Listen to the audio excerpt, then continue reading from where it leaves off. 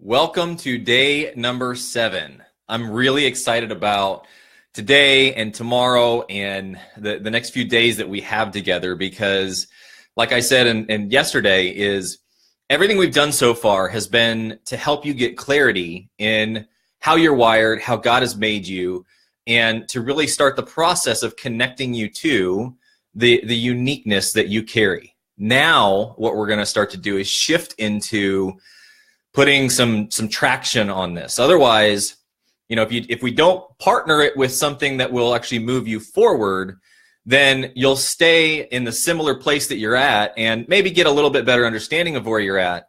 But being stagnant and not seeing any momentum or movement in any way, shape, or form will actually cause you discouragement instead of encouragement. And so the next few days, we're going to start doing a few things that I believe, just fair warning, turn off the video if you're not somebody who likes to be a little bit uncomfortable, maybe a little bit excited, but scared at the same time because, like I said, until now, there hasn't been a requirement on your side of things except for just engaging with the questions, which I think is great. It's laying a foundation.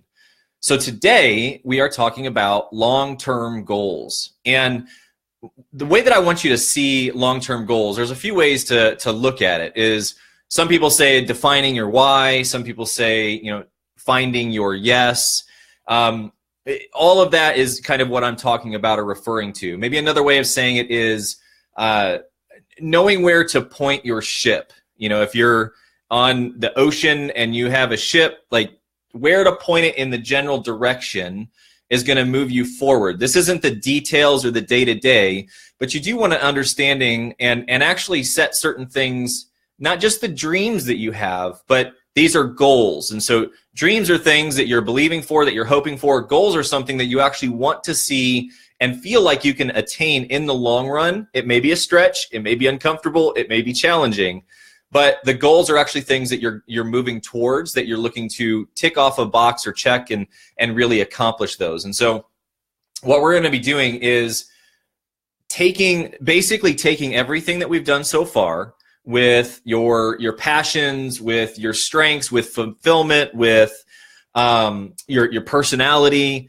and hopefully by now you're starting to get a real clear understanding of who you are, and also a clear understanding of the fact that you are very, very different than anyone else that's not just in your life, but in the world. So the question becomes, what do you do with that uniqueness? What do you do with your passion, strength, desires, dreams, personal fulfillment, all of that? And so today, with long-term goals, here's what I want you to start to think about and ask yourself. What are some careers or maybe career is probably too big. That might feel intimidating because if you're doing something now and everything else has been over here, I'm not saying that you need to just shut down one direction and fundamentally shift everything into a new one. But maybe potential jobs or potential things that you could do that could be on the side. It could be something that is part-time.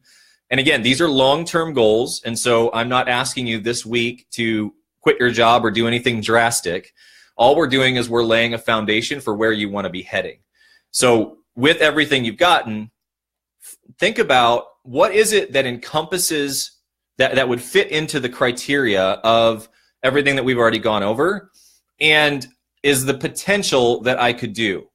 Now, for me, using me as the example, there could be a lot of things that I could do, right? I could be an author and write books about personal development. I could go to seminary and become a pastor. I could start a business that is a business consulting firm that helps with strategies for startups. I mean, there's lots of things that I could do that encompass the different things that we've talked about. And so all you're doing is you're just creating a list of not just desires and how you're wired, or let's not even worry about the limiting beliefs, because there's a really good chance that when you start to list out some of these things that you could do, those limiting beliefs that we addressed are going to start flooding in, which is why we did that already. So hopefully you have a truth that you can latch onto when, in my case, I say I want to start or let's say go to seminary and become a pastor. And I go, well, I'm in my mid to late 30s. It's too late for me. I should have done that when I was in my 20s, etc. Well, then that's my limiting belief, that I should have a truth that I can connect to, that if it's something that is in me, that fits my personal fulfillment, that is my strengths, my passions, my desires, my dreams, then why would you not want to start to take steps towards that, or at least entertain and look into what would it take for you to pursue something like that? Because everything that we've done so far is not just by accident in how you're wired, it's who God's made you to be. And so finding something that fits that criteria is actually what's going to create longevity, what's going to create success in the long run. Depends on your definition of success, but fitting into the criteria of everything we've already done. So you're thinking, what could be a career, but what could be a part-time job? What could be an internship? What could be something I volunteer in? Something that I could actually engage with in the arena of where I found that personal fulfillment, which is my refined passion. In the area where my personality, the strengths that are in my personality would fit really well doing this over here, whatever that may be. And like I said with my example, they don't have to all be in one specific vein. We're going long-term, looking down the road, but it's time to actually start thinking through what are potential tangible things that I can start to learn and lean into that would fit everything that we've already fleshed out. And really, I'm trying to think of a good way to describe. I mean, maybe a different way of saying it is, we're trying to find the area that you want to focus on to grow in, not just to desire, not to sit back and go, man, I wish I could, or I have this limiting belief, but now I have the truth, but that you actually want to invest time, money, emotion, energy, focus into that direction. And so make that list of 1, 2, 3, 5, whatever it may be. I would say no more than 5 things that you would say is, you know what, as a long-term goal, as really understanding what my why or my yes or where I want to point my ship is. Because here's what it's going to do is once we start to dial this in, then when other things, whether they're opportunities or relationships or just even within the vein of what you're doing, present something, if it is not in line with the direction that you're actually pointing that long-term vision and goal, then it becomes easier for you to say no to certain things. And but first, the first thing you have to do is find out where you actually want to focus and lean into and begin to really pursue. Again, I'm not telling you to quit your job and go all in for all of you, all or nothing people. All I'm saying is looking down the road. Okay, so we're going to make a list of 5 potential jobs, careers, areas you want to grow in, that not just you want to grow in, but that you are ready and willing to be a little bit intimidated by and maybe even scared of, but you're willing to invest in. Okay, let's jump in here real quick and see. Consistent touch therapy, PTSD combines with passions writing. See, I love that, Angela. That is a great example, because what Angela just put in here is, she worked on massage therapy, touch therapy for victims of abuse, trauma, PSD, because it combines my passions of writing, research, massage therapy, and mental health. That right there is a great example. You're looking within your passions and your strengths and your gift sets, and then what is it that would fit that criteria? So that's what I want you guys to write. I mean, Angela, you already did it, so you don't have to, but what are a list of some of those potential careers or areas that you want to grow in or lean into, maybe part-time jobs? You might be in it right now. I'm not saying that the goal of this is to find something that you're not doing and go do it.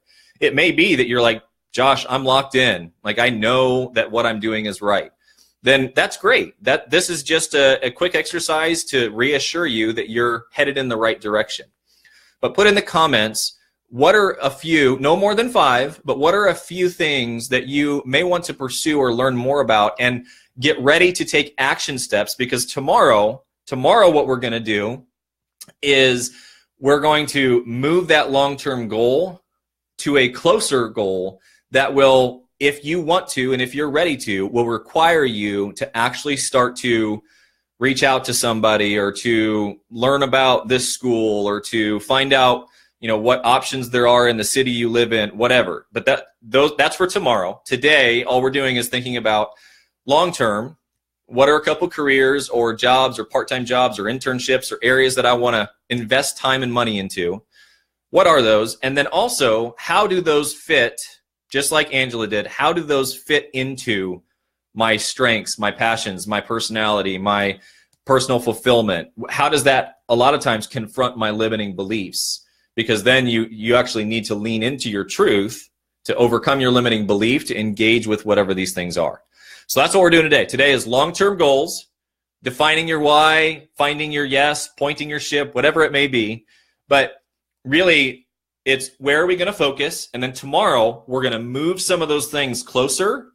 And if you're willing to keep moving forward in this process, you're actually going to start stepping towards these things that we're listing. But that's not for today. Today, all we're doing is we're listing out where you may want to and be willing to get uncomfortable and be stretched to start to pursue and actually put traction behind. So that's what we have for today. I'm really excited to see what you guys throw in there. Angela, thanks for your comment. I think that really summarizes exactly what I'm looking for.